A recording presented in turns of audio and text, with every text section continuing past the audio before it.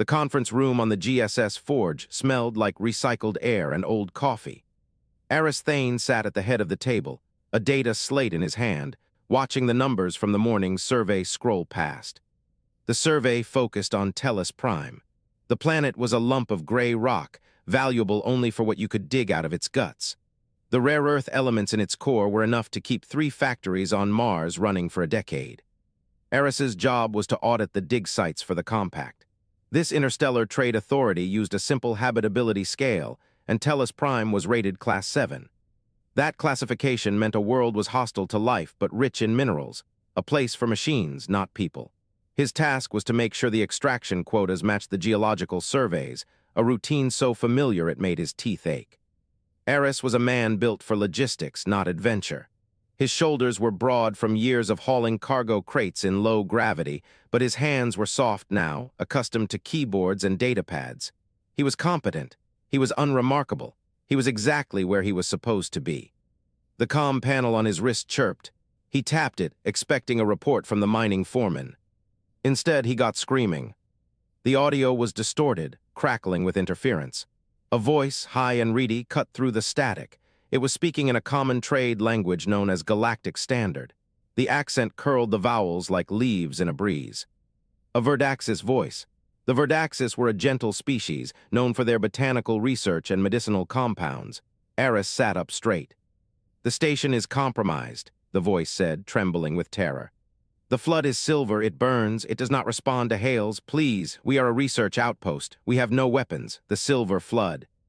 The transmission dissolved into a shriek of feedback, then silence. Aris stared at the panel. The Verdaxis did not scream. They did not call for help. He keyed the ship's intercom, his voice tight with urgency. "Bridge, this is Thane. I need a status on all station traffic in the system." The reply came from Lieutenant Cora Ellis, his second in command. Her voice was flat, professional, but he caught an edge beneath it. "Sir, the Verdaxis outpost on the far side of the system went dark about 20 minutes ago. Last known transmission was garbled. We've been trying to re-establish contact. Nothing." Aris stood, the data slate clattered onto the table. "Prep the forge for emergency jump. Full burn," he ordered, his tone sharp. Cora hesitated, then said, her voice uncertain, "Sir, we're here for a mineral audit. Our orders." "Override," he interrupted, his voice hardening. "The Verdaxis are signatories to the Sol Compact Mutual Aid Treaty. We are legally obligated to respond to a distress call. Do it." Cora paused. Then she said, her voice steadying into acceptance, "Aye, sir." The Forge was not a warship. It was a corvette, a stubby utilitarian vessel designed for hauling survey teams and small cargo loads. Its armor was light, its weapons were minimal, and its crew of 23 were bureaucrats and technicians, not soldiers. But it had a jump drive and a plasma torch for cutting rock, and that would have to be enough. The jump took 3 hours. Aris spent them pacing the bridge, watching the chronometer, and trying not to imagine what a silver flood looked like. They emerged from jump space on the edge of the Verdaxis system. The star was a dim red dwarf, casting everything in a sullen, bloody light. Aris saw the outpost before the sensors confirmed it. It was a wreck. The station had been a ring of interlocking domes built around a central hub. Now it was a tangle of struts and shattered glass spinning slowly in the void. Debris drifted in a wide cloud, glittering like shards of ice. And there was something else. A residue, slick and organic, clung to the broken metal. It looked like oil, but it moved, rippling slowly as if alive. Aris barked, his voice impatient, "Sensors, give me everything." Cora's voice was tight, strained with alarm. "The station is completely breached. No life signs, no power. There's an energy signature in the debris field. It's faint, but it's there. I think it's moving." "On screen," he commanded, his eyes fixed on the display. The main display shifted. A shape resolved from the darkness. It was roughly the size of a shuttle, a shimmering fluid mass that looked like liquid mercury. It had no fixed form. It bulged and flattened and stretched, ripples cascading across its surface. It moved through the debris field without propulsion, sliding through space like a drop of water on glass. Aris felt a cold knot form in his stomach. "Hail it," he said, his voice low and cautious.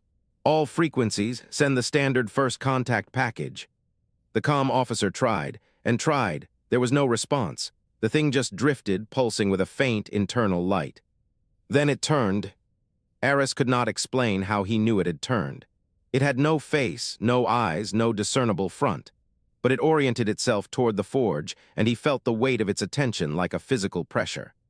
"It's accelerating," Cora said, her voice rising in pitch. "Sir, it's on an intercept course."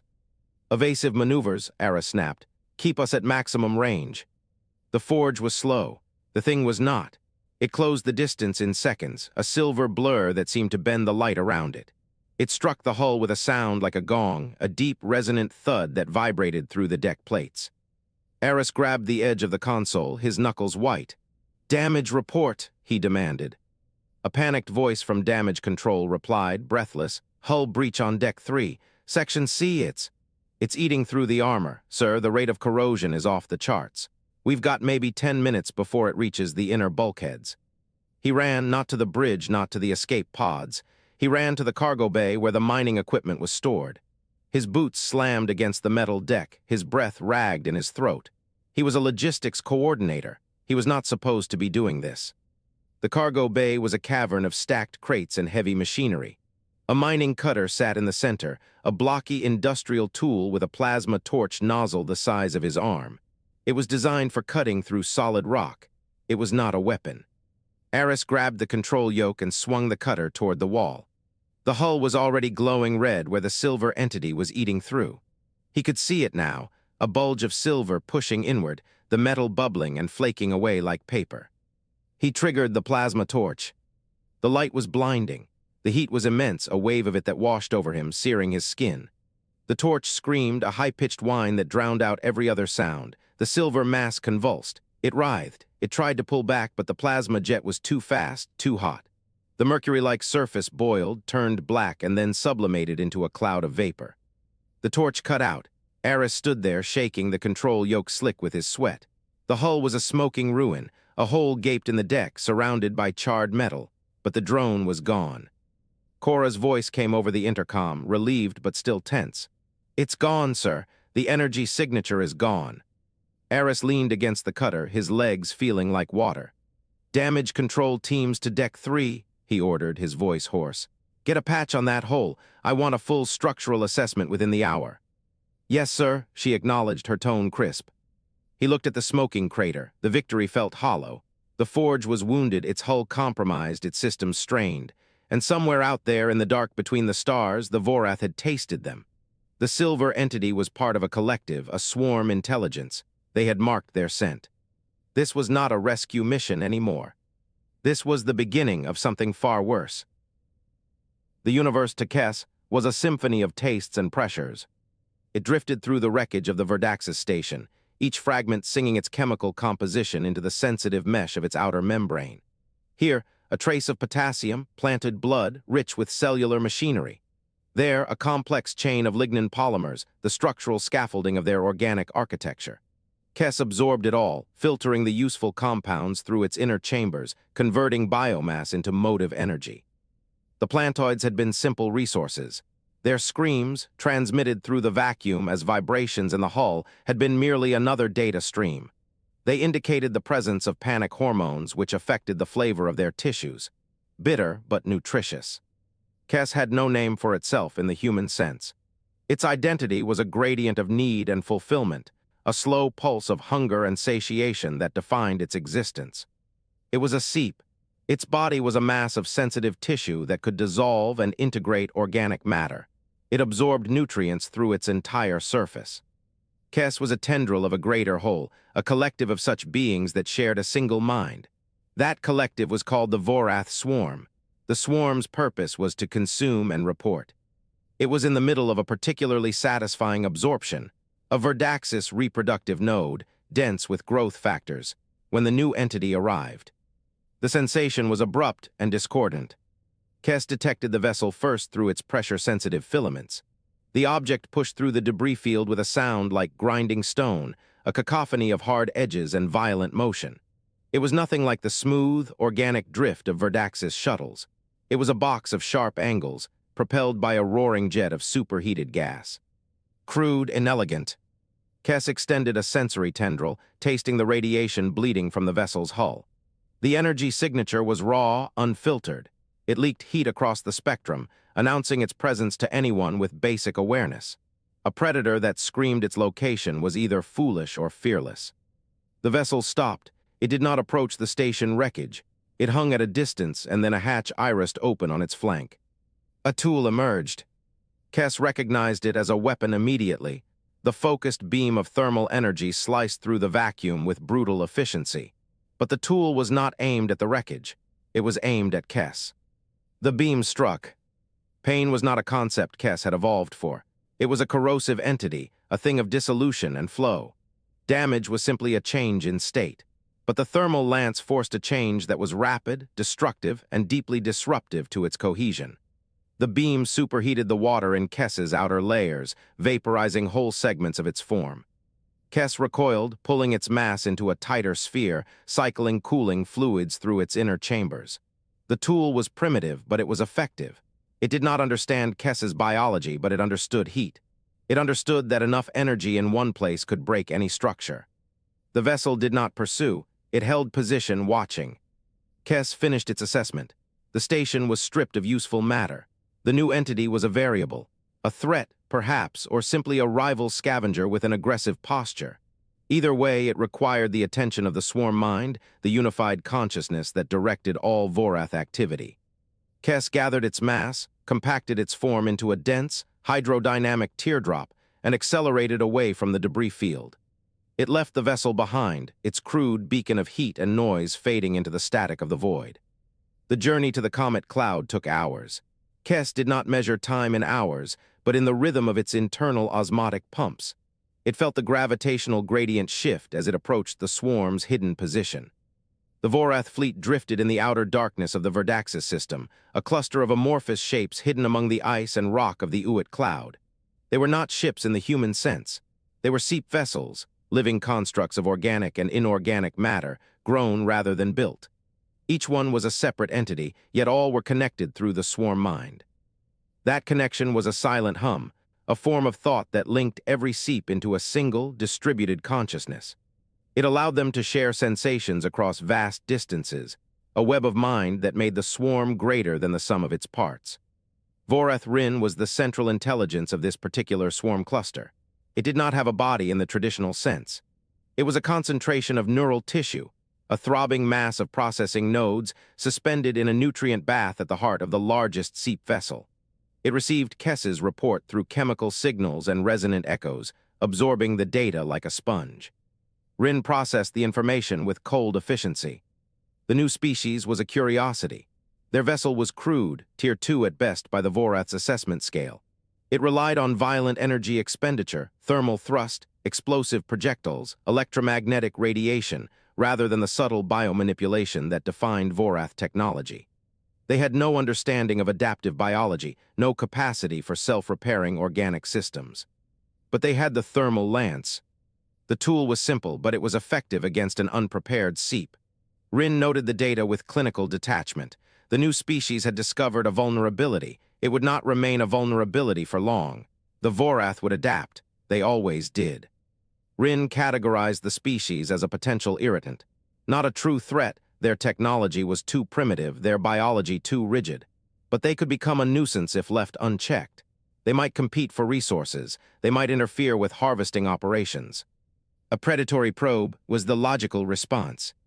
Rin dispatched a hunternaut, a small group of seep vessels specialized for attack and reconnaissance.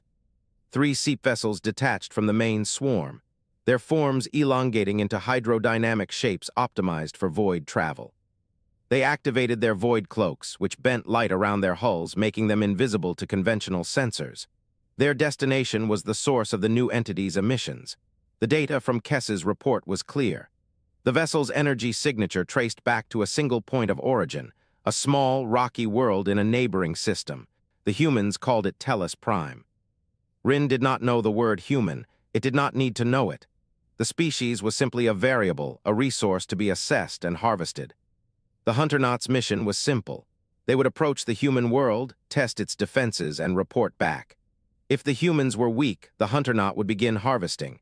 If they were strong, the Hunternaut would retreat, and the swarm mind would formulate a new strategy. Rin felt no urgency. The Vorath were patient. They had existed for millennia, drifting between stars, consuming and adapting. A few more cycles meant nothing. But as the hunter-knot slipped away into the darkness, Rin filed away one detail that nagged at its processing nodes. The thermal lance. It was crude, it was primitive, but it had disrupted a seep's cohesion with brutal efficiency. The humans did not understand biology, but they understood destruction. Rin decided that was worth watching. The comet cloud drifted silently, ice and rock tumbling through the void. The Vorath swarm settled into a waiting pattern, their forms pulsing with slow, rhythmic digestion.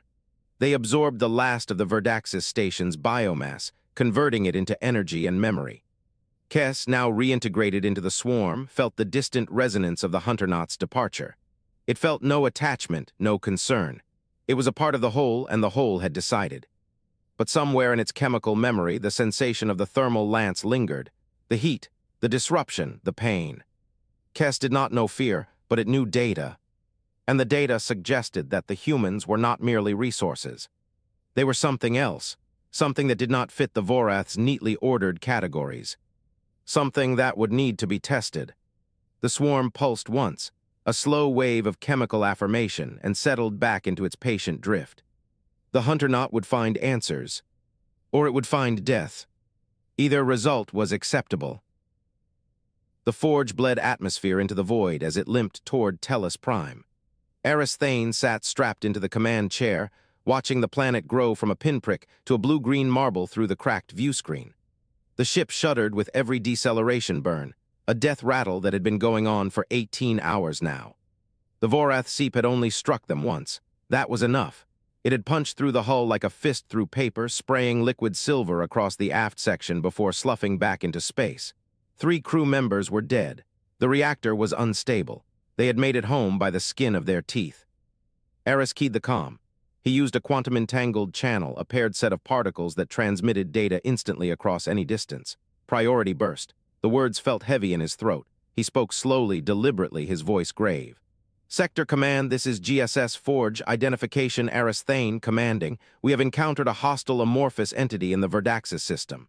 I repeat, a hostile first contact scenario. The Verdaxis outpost is destroyed. Casualties unknown, presumed total. We engaged and were disabled. The entity is still active and likely mobile. Recommend immediate fleet response. I am transmitting all sensor data. He released the message and watched the transmission light blink, then fade. The quantum-entangled comms were instant, paired with a node in the heart of human space. The response would not be. Aris leaned back and closed his eyes. The nearest battle fleet was 3 weeks away at best, scattered across the frontier systems on routine patrol. He had 2 aging frigates, the Anvil and the Hammer, sitting in orbit over Tellus Prime. He had the planetary garrison, a skeleton crew of reservists and green recruits. He had the orbital foundries, the automated mining drones, and a population of 60,000 civilians. He was not a warrior, he was a logistics man. The comm crackled. Myrle's voice came through, sharp with panic. Captain Thane, we've got an anomaly on the long-range sensors. Something just appeared near the main orbital dock. It was not there a second ago. Aris was on his feet before he knew he had moved. What kind of anomaly? He demanded, his voice urgent. Myrle replied, her tone strained. I don't know, it is big, and it is moving. He ran. The command center on the surface was a bunker buried 300 meters below the administrative complex, all concrete and reinforced steel and flickering holographic displays.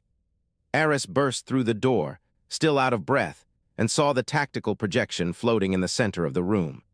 The Vorath ship was a nightmare given form. It was not a ship, not really. It was a knot of silver tendrils woven together like a fist of molten metal, pulsing with internal light. It hung in orbit above the main dock, motionless, waiting. Where is the Anvil? Aris asked, his voice tight. Myrle pointed at a blip on the display, her words tumbling out. Coming around from the far side of the planet, 4 minutes out.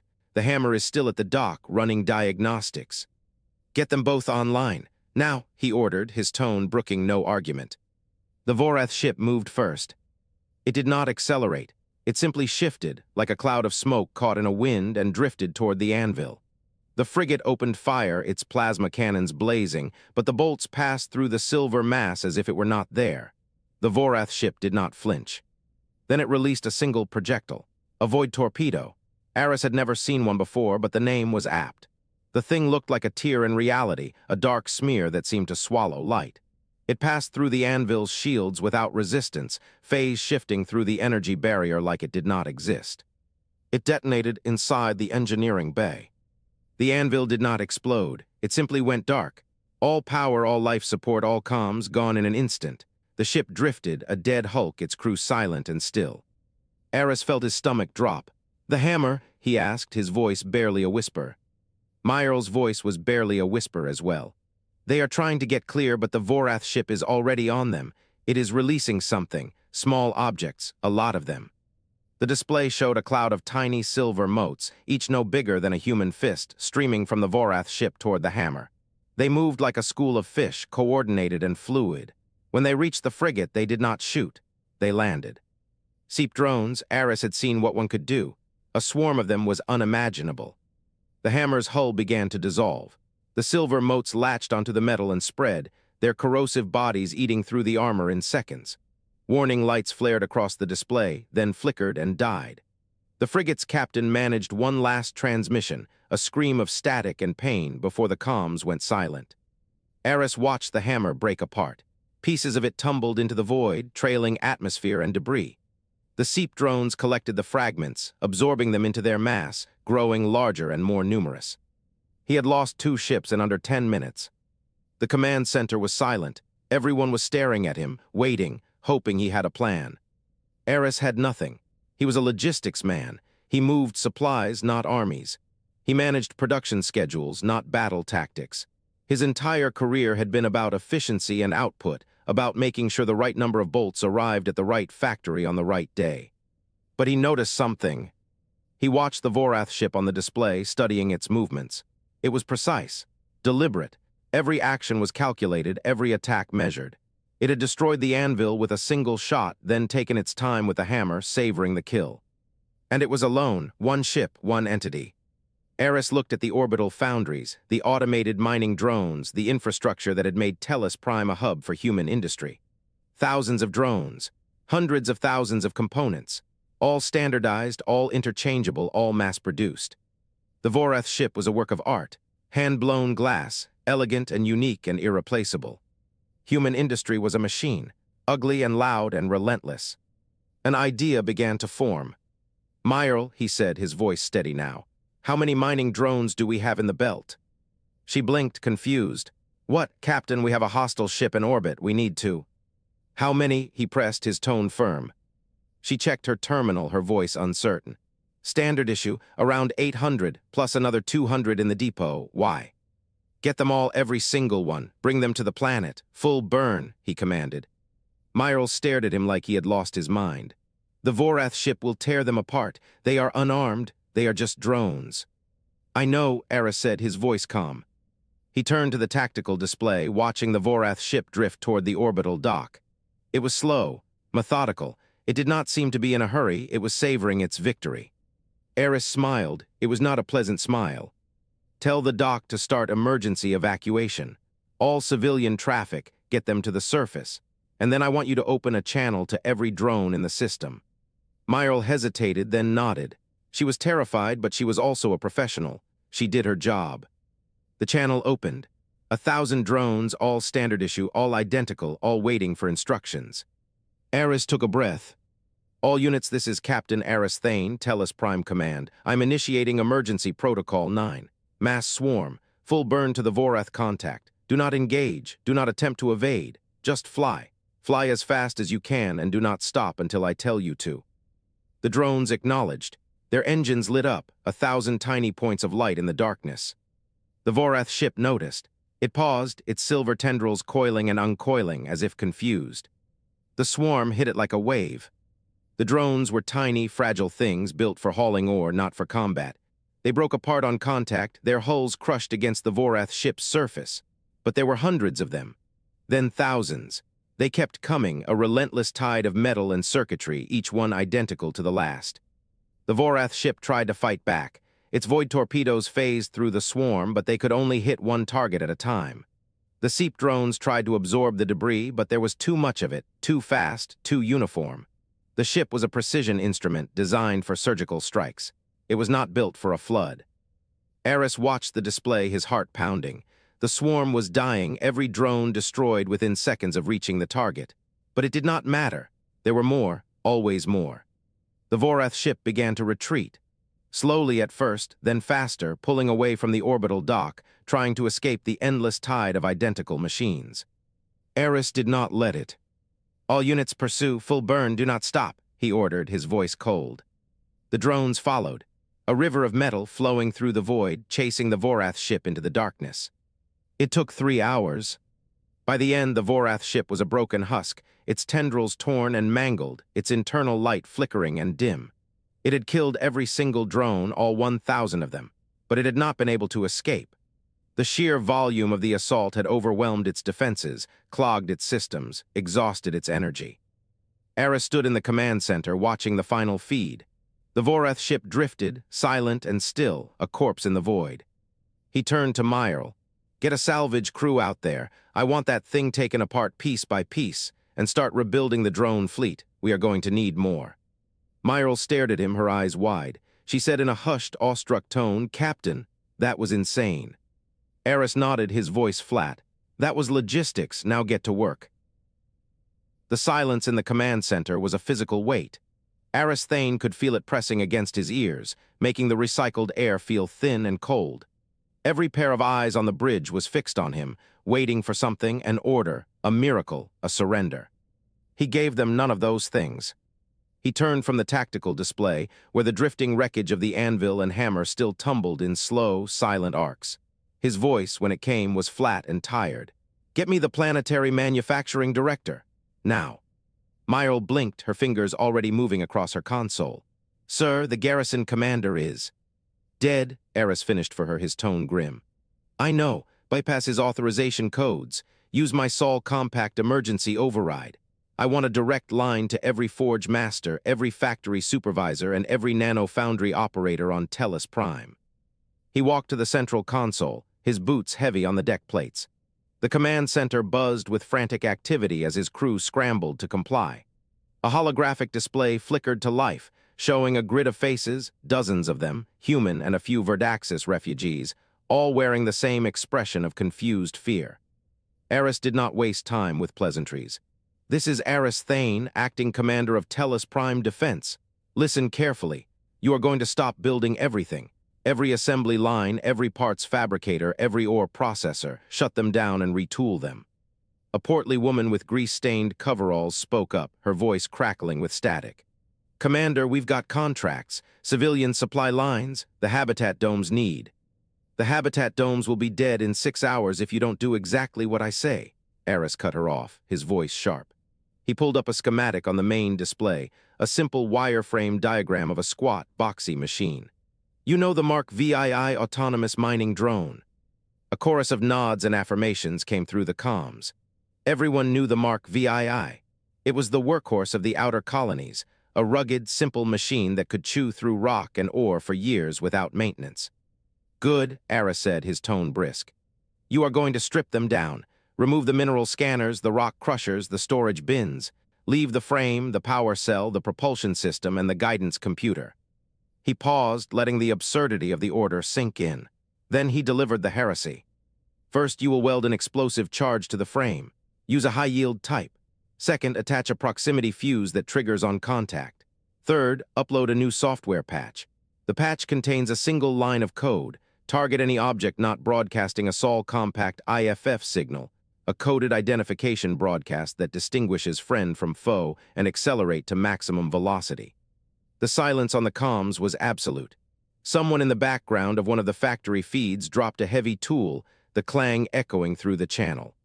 A foreman with a scarred face and a cybernetic eye leaned into his camera, his voice incredulous. "You want us to turn our mining drones into bombs."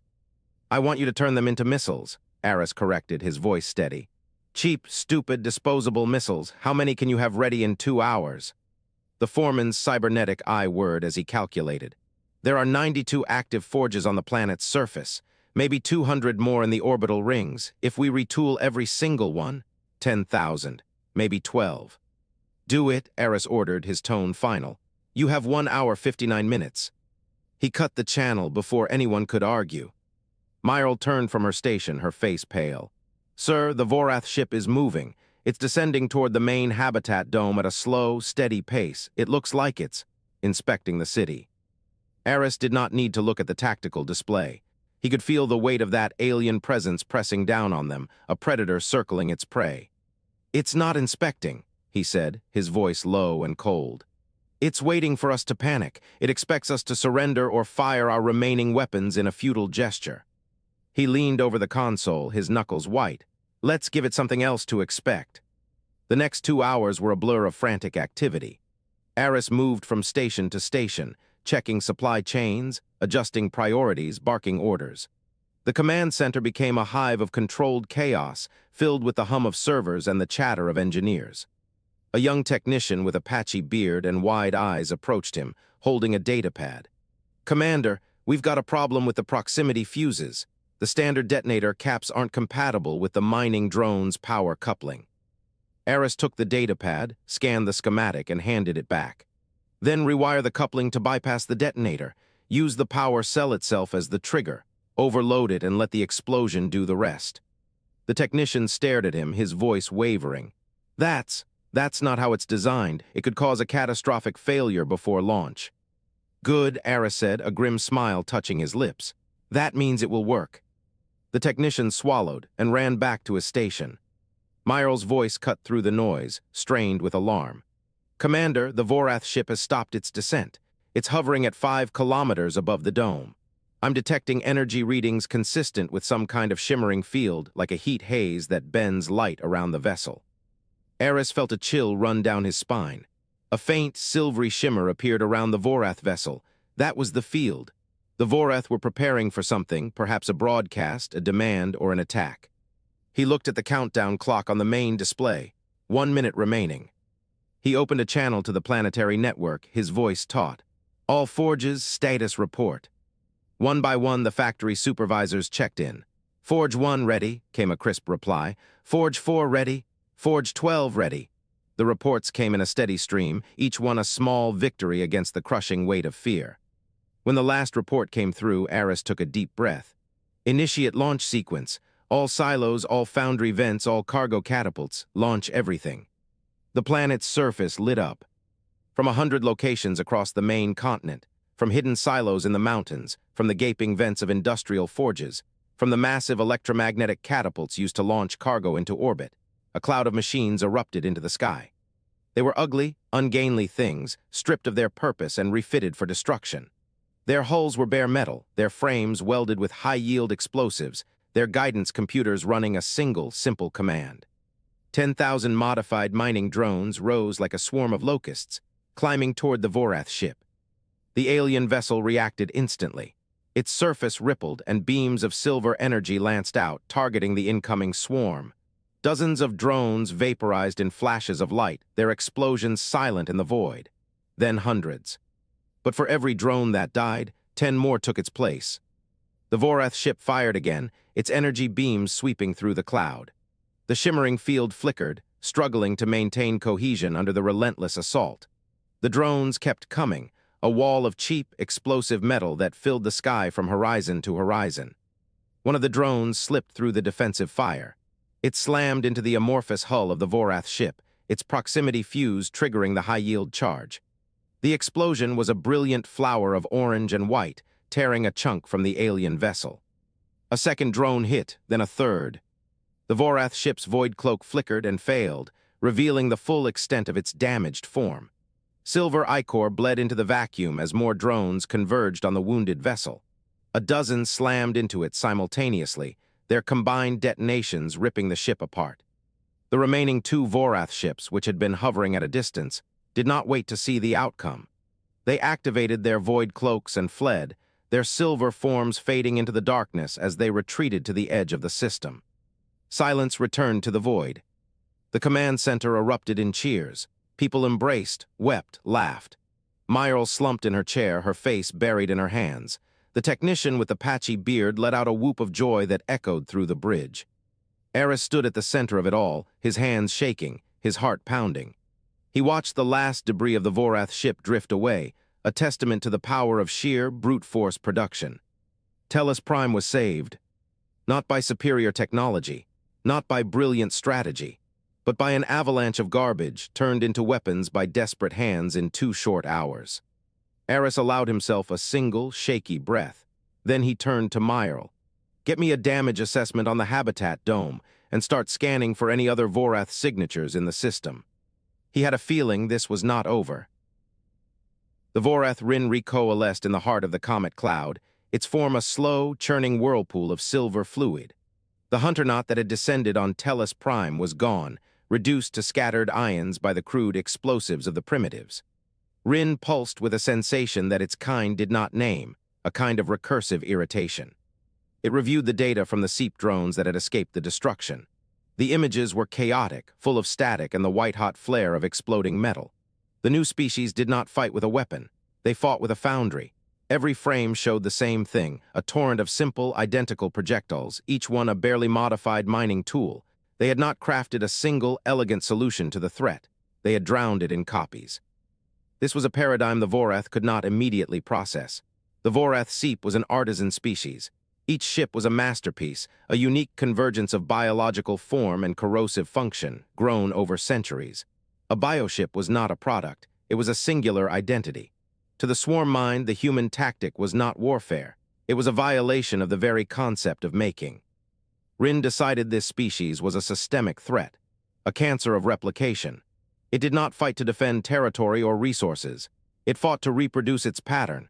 It must be excised before that pattern spread to other systems, before it contaminated the galactic ecosystem with its mindless, industrial fecundity. The swarm mind abandoned its subtle harvesting of the Verdaxis system. It sent a single, urgent pulse through the quantum-entangled web that linked its brood. It called in the main Vorath SEEP from the neighboring system, a starless void of frozen rock and thin gas known as the Fringe. This was not a hunternaut, this was a true flood. 20 bioships answered the call. They began to move, a slow, terrible migration through the dark. Each one was a masterpiece of biological horror. One was a lattice of crystalline spines that could sing a ship's crew to death with resonant frequency. Another was a drifting cloud of digestive spores waiting to be inhaled.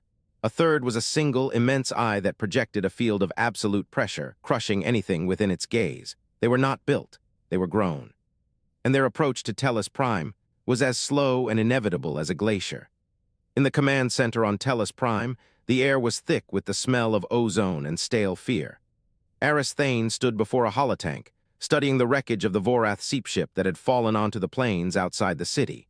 The recovery teams had brought back the only piece of it that had survived the explosions, a pulsing, organic-looking node, no larger than a human head. It sat in a containment field in the corner of the room, a lump of pale, veined flesh that throbbed with a faint internal light. Myrl stood beside it, her datapad in her hand, her face pale in the blue glow. "It's not a reactor," she said, her voice tight. "I've run every spectrum scan we have. There's no fission, no fusion, no exotic energy signature. It's a seed." Aris walked over, keeping his distance from the containment field. "A seed for what?" he asked, his voice low and cautious. Myrl pulled up a holographic overlay projecting the node's internal structure. It was a complex mesh of organic chambers, each one filled with a viscous, acidic-looking fluid. "I consulted the archives. We have a fragment of a Verdaxis biological log from before the attack. They described the Vorath approach as a silver flood that burned the station's hull, but they also noted something else. A change in the planet's crust, an increase in seismic activity, a release of trapped gases." She zoomed in on one of the chambers, her voice dropping to a whisper. "This node is a terraforming device. It's designed to be planted on a world. Once active, it releases a swarm of nanite-like organisms that dissolve the planetary crust, breaking it down into a nutrient slurry. It prepares the entire ecosystem for consumption." The room went silent. Aris stared at the pulsing node. He had thought they were fighting a war. He had been wrong. They were livestock. The Vorath had not come to conquer Tellus Prime. They had come to eat it. "They weren't just attacking us," he said, his voice flat with realization. "They were preparing us for the harvest." Myrl nodded, her jaw tight. "The SEEP ship we destroyed was a scout, a single, disposable tendril. The node it carried was meant to be the first stage of a planetary dissolution." Aris turned back to the holotank. The system map showed a single, stark red icon approaching from the Fringe. It was not a single ship. It was a cluster, a dense swarm of 20 distinct contacts. The Vorath main fleet. "They're coming," he said, his voice hardening into resolve. "And they're not sending one ship to finish us. They're sending everything." He looked at the node again.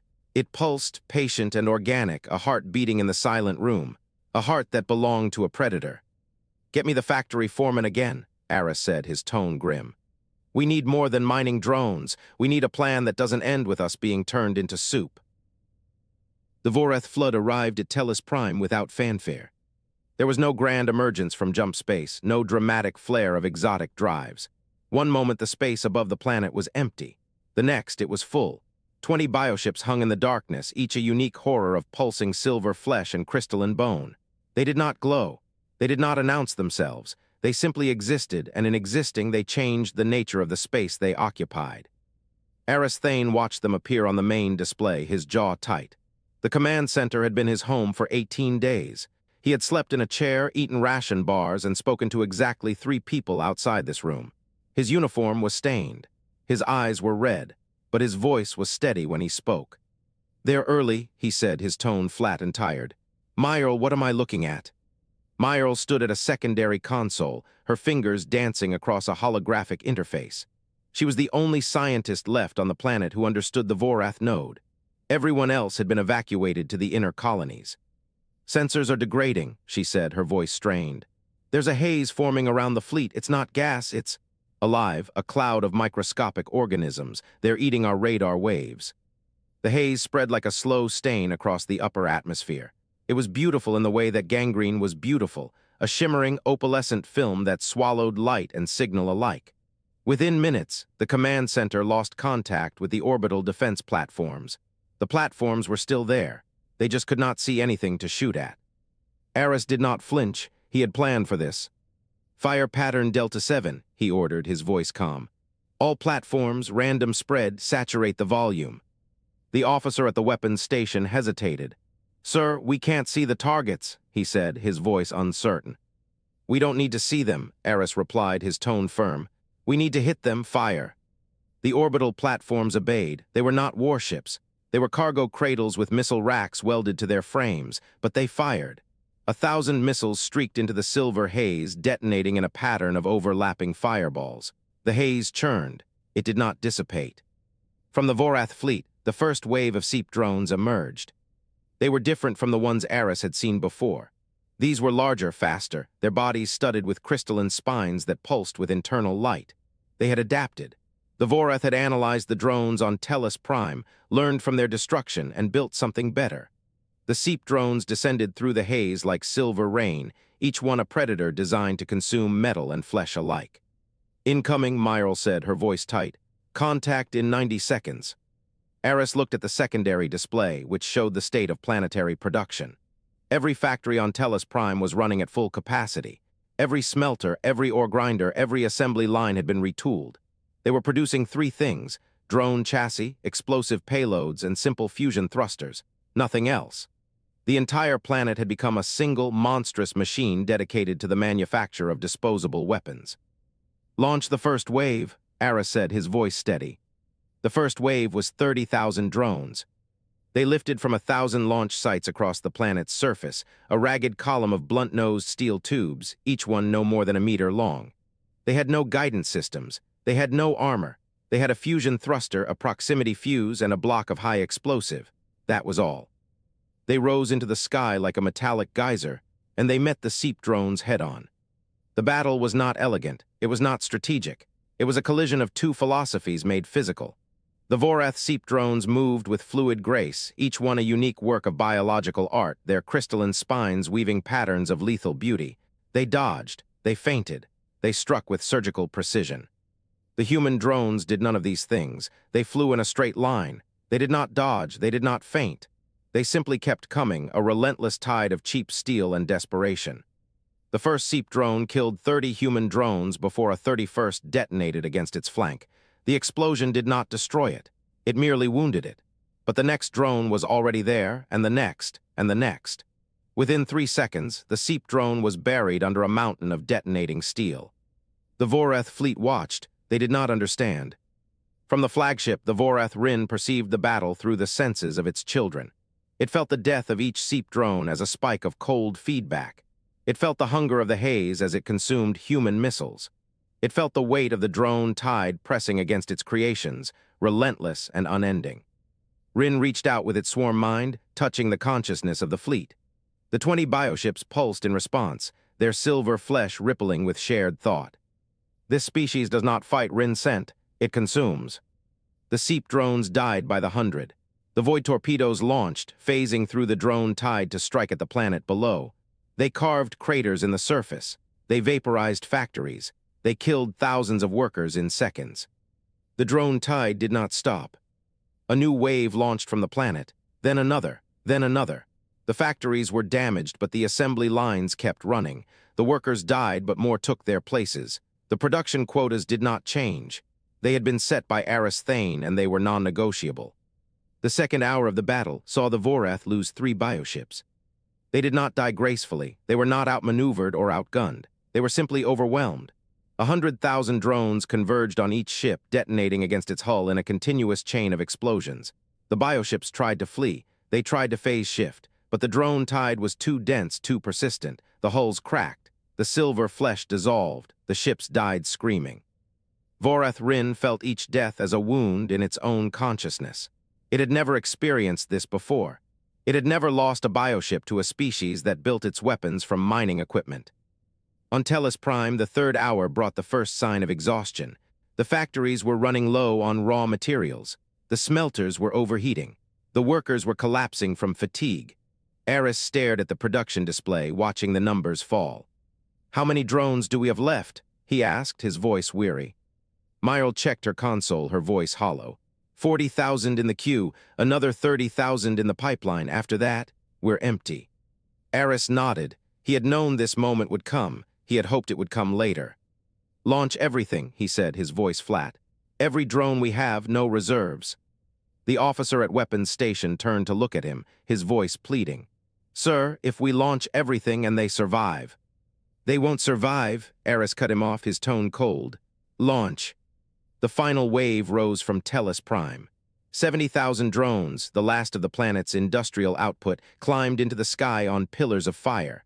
They were crude. They were ugly. They were the product of a species that had learned 300 years ago that artistry was a luxury and survival was a math problem. The Vorath fleet met them with everything it had. Void torpedoes carved paths of annihilation through the drone tide. Seep drones died in swarms. The haze thickened, becoming a shroud of corrosive death that ate at the drones' hulls. But the math was simple. The Vorath had 20 bioships. Each bioship could kill 1,000 drones before it was overwhelmed. The human drones numbered in the hundreds of thousands. The bioships fell, one by one, their beautiful forms collapsing under the weight of disposable steel. By the 5th hour, only the flagship remained. Vorath Rin drifted in the darkness, its silver body flickering with the feedback of 1,000 dying children. It watched the last of its fleet dissolve into debris. It watched the drone tide turn toward the flagship. It felt the first impacts against its hull. And for the first time in its existence, Vorath Rin felt something it could not name. It was not fear. It was not pain. It was a cold, creeping certainty that the universe had changed. The Vorath had always been the apex. They had always been the hunters. They had built their civilization on the principle that quality defeated quantity, that a single perfect weapon was worth 1,000,000 crude ones. They had been wrong. The drones kept coming. The hull cracked, the silver flesh bled. And Vorath Rin understood, with the clarity of a species facing extinction, that it was obsolete. The silence that fell over Tellus Prime was not peaceful. It was the silence of a held breath, a planet waiting to see if the nightmare was truly over. The last Vorath bioship hung in low orbit, its silver hide ruptured in a dozen places. Vital fluids streamed from the wounds, freezing into crystalline trails that caught the distant starlight. The ship shuddered, its internal geometries collapsing as it tried to calculate a jump solution. Aris Thane watched from the command center window. His hands were stained with grease and dried blood, not his own but a technician's who had been caught in a hull breach 3 hours ago. He had helped carry the man to medical himself. The technician had survived. The bioship would not. The void drive on the Vorath vessel flickered, a pulse of distorted space-time that made the stars behind it wobble like reflections in troubled water. The bioship began to fold inward, preparing for translation. Nothing happened. The drive flickered again, harder this time, and the ship's hull buckled along its seams. A cascade of minor failures, impact fractures from the 1,000 drone strikes that had peppered its surface, micro-tears in its organic membranes, stress fractures in its living skeleton, all compounded at once. The void drive overloaded with a sound that was less an explosion and more a wet, tearing gasp. The bioship went dark. Its lights, which had pulsed with a slow, organic rhythm, faded to nothing. The vessel drifted, dead in the water. Myrle's voice came from behind him, cracked and exhausted. "It's over." Aris did not turn around. He watched the corpse of the alien ship tumble slowly, caught in the gentle gravity of the planet it had come to consume. "For now," he said, his voice heavy with weariness. The orbital space above Tellus Prime was a junkyard. Fragments of Vorath bioships, their silver flesh already beginning to decay, spun lazily among the wreckage of human drones. Tens of thousands of steel tubes, each one a cheap coffin for a machine that had been built to die, littered the void. Some still tumbled with residual thrust. Others had been shattered by return fire. A few, impossibly, still had their proximity fuses armed, waiting for a target that would never come. The cost had been staggering. 612 human lives, 3 orbital defense platforms, the entire drone fleet expended to the last unit. And the Forge, Aris's own ship, was a burned-out hulk still venting atmosphere from a dozen breaches. But Tellus Prime still turned, the cities still hummed, the people were still alive. That, Aris told himself, was victory. The Sol Compact fleet arrived 12 hours later. They came through the jump gate in formation, 6 dreadnoughts and a dozen support vessels, their weapons hot and their crews braced for battle. The flagship, the Conquered, opened hails the moment they entered the system. Aris stood on the landing pad as the first shuttle touched down. He was tired, dirty, and running on adrenaline alone, but he straightened his stained uniform and waited. The ramp lowered. A woman in a crisp admiral's uniform stepped out. She was tall, with graying hair and a face that had seen too many wars. Her eyes swept the devastation, then settled on Aris. She walked up to him and stopped. "Captain Thane?" she asked, her voice cool and official. "Yes, ma'am," Aris replied, his tone respectful. She studied him for a long moment, then said, her voice softening slightly, "We received your report. The Fleet Command wants a full debriefing. But first," she paused, looking at the debris field overhead. "I want to say this. We saw the sensor logs. We saw what you did with a bunch of mining drones and a lot of nerve. That was not in any manual." Aris shrugged, his voice flat. "It was just logistics, Admiral, nothing special." She shook her head, a faint smile crossing her lips. "No, Captain, that was humanity, and it was very special indeed." She turned and walked back toward the shuttle, leaving Aris standing alone on the landing pad. He looked up at the sky, at the drifting wreckage of the Vorath fleet, and felt a strange sense of calm settle over him. The Vorath had come to consume them. They had failed. But there were more stars out there, more Vorath, more threats. And humanity, Aris realized, was not the prey in this story. They were the swarm. He turned and walked back into the command center, ready to start rebuilding. There was work to be done.